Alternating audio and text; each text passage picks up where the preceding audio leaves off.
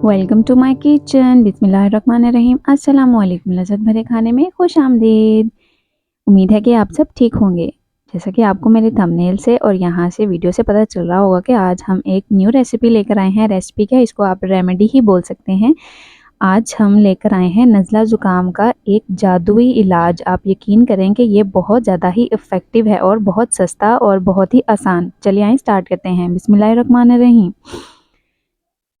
सबसे पहले मैंने एक पतीला लिया है।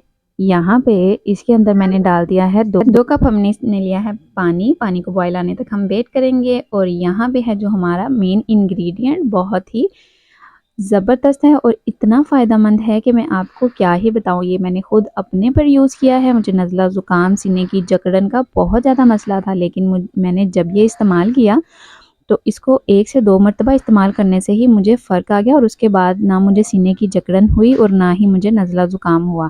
अगर होता है तो सिर्फ़ 1 कप से मुझे फ़ौरी आराम आ जाता है।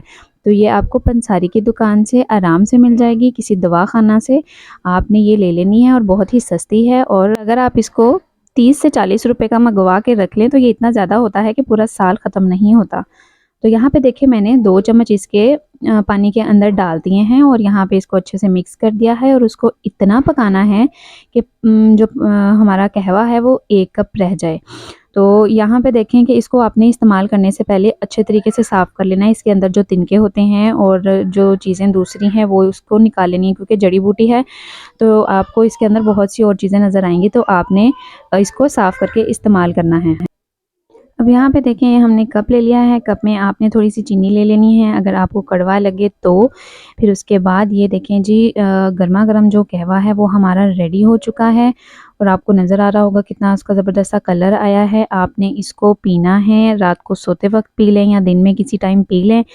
अगर आपको ज़्यादा मसला है तो आप इसको 2 दफ़ा इस्तेमाल करें, वरना आपको 1 दफ़ा पीने से ही इंशाल्लाह ज़रूर आराम आएगा।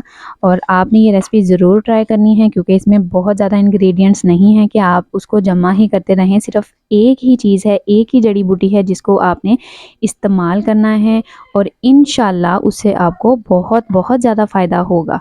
ये मुझे भी किसी ने बताया था, तो मैं आपको बता रही हूँ, क्योंकि मुझे लगता है कि ये जो चीज़ है ये बहुत ही फ़ायदेमंद है और बहुत ही आसान है।